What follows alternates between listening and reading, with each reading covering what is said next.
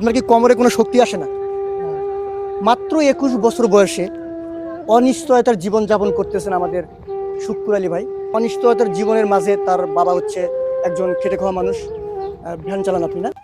উনি ভ্যান চালায় যত টাকা ইনকাম হয় সেই টাকার থেকে ছেলের চিকিৎসার দায়ভার নিয়েছিলেন। তারপরও চেষ্টা করে গেছে কিন্তু পারে নাই। দীর্ঘ 2 বছর থেকে উনি হচ্ছে এখন হুইল চেয়ারে। আপনারা দেখতে পাচ্ছেন। তোমার জীবন যে অনিশ্চয়তা আছে, তোমার কেমন লাগে? আসলে তুমি হাঁটতে পারবে না, এক্ষেত্রে তোমার কেমন লাগে? আমার তো খুব খারাপ না। আসলে বলার কিছু নাই। একটা মানুষ 21 বছর বয়সে যে জীবনের পথ চলাটা থেমে যাবে, এটা আমরা কখনো ধারণাই করতে পারি না। নিজেদেরকে দিয়ে একটু চিন্তা করবেন যে আসলে মানুষ যখন হাঁটতে পারবে না, চলতে পারবে না, অন্যের দ্বারে গিয়ে খাইতেও পারবে না বা হাতও পাততে পারবে না, একদম ভয়ানক একটা বিষয়। সেই পরিস্থিতিতে আমাদের শুক্কুর আলী ভাই এখন জীবনযাপন করতেছে। আপনার দৈনিক ইনকাম কত? 200-250 টাকা এখন বর্তমানে চাউলও কিনে পেলে বাবা। বাজার বাজার বাজার করে পেলাম, চেষ্টা করে কি দিয়ে এই অনেক কষ্ট করে জীবনযাপন চলা আছে। আচ্ছা, আপনি 200-250 টাকা ইনকাম করেন, এই টাকা দিয়েই কি আপনার ছেলের চিকিৎসা যেটা মানে এখনো চালাই যাচ্ছেন? আমার মতন খালি বাজার ঘাটটা করেছিল, এরা খাওয়াই এই মাত্র এখন আটকে গেছে। তাইলে শুক্কুর আলী ভাই যে ওষুধপাতি লাগে এগুলো আপনার কে দিচ্ছে এখন বর্তমানে? এগুলো এখন মনে করেন এই যে একটা অটিন 200 করে চা কিনতে নিয়ে ওষুধপাতি আনতেছি।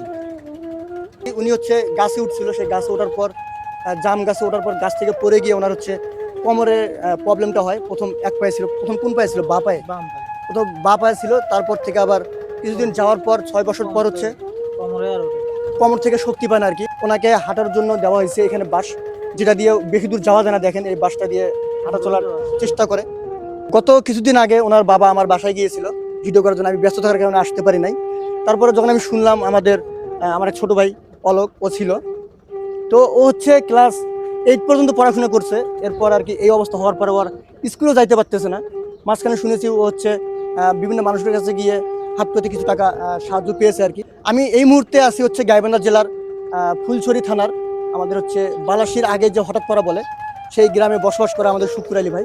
এবং চাচা যথাসাধ্য চেষ্টা করে যাচ্ছে ওনার যে দৈনিক যে ইনকাম আছে সেই ইনকাম থেকে ছেলের চিকিৎসা, আসলে ছেলের চিকিৎসা করতে পারতেছে না, শুধু ডাল ভাত খেয়ে বেঁচে আছে আর কি। এখন এই মুহূর্তে আমাদের শুক্কুর আলী ভাইয়ের পাশে দাঁড়ানোর জন্য আমি যতগুলো মানুষকে নক করেছিলাম, এখনও কোনো রেসপন্স পাই নাই।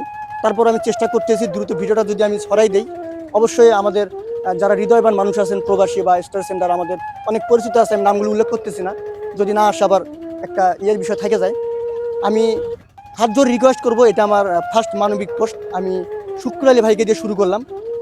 আপনি চিন্তা করেন যে আপনার জীবন 21 বছর বয়সে থেমে যাচ্ছে, আপনি হাঁটতে পারবেন না, চলতে পারবেন না, একদম অনিশ্চিত একটা জীবন, যেটা ভাবতে গেলে মানুষের দু চোখে পানি ঝরবে। এবং শুক্কুর আলী ভাই অনেকদিন থেকে ভুগতেছে এই বিষয়টাতে।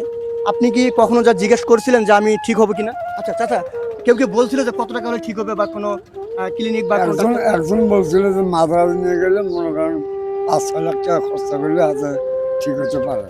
মাদ্রাজ? মাদ্রাজ আচ্ছা, তো অত আমি বলছি যে আমার তো বাড়ি ভিটে বেশি হচ্ছে, অত টাকা হবে না, আমি কোথার থেকে নিয়ে যাবো।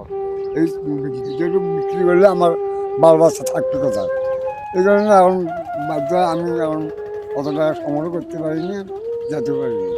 আচ্ছা, যেমনটা শুনলাম মাদ্রাজ বলতে হচ্ছে ইন্ডিয়ার কথা বলতেছে আর কি, তাই তো? ইন্ডিয়ায় গেলে সম্ভবত ভালো উন্নত চিকিৎসা করলে ওনার পাটা ঠিক হইতে পারে। তারপর আমি হৃদয়বানদের হাত ধরে রিকোয়েস্ট করবো, আপনারা যারা আছেন আমাকে নক করবেন। বা আমি এই মুহূর্তে হচ্ছে শুক্কুর আলী ভাইয়ের কোনো বিকাশ নাম্বার আছে? বিকাশ নাম্বার আপনি একটু দয়া করে বিকাশ নাম্বারটা বলেন। 01960752598। এটা হচ্ছে শুক্কুর আলী ভাইয়ের পার্সোনাল নগদ বিকাশ নাম্বার। আপনারা যারা কিছু যদি অর্থ কখনো পাঠান, অবশ্যই আপনারা যোগাযোগ করবেন বা শিওর হয়ে নেবেন। ওই ছেলের দিকে দেখে আমার খুব একটা আত্মা ভাঙে যায়, আমি কি নিরুপায় হয়েছি। আসলে কি বলবো, বলার কোনো ভাষা নাই।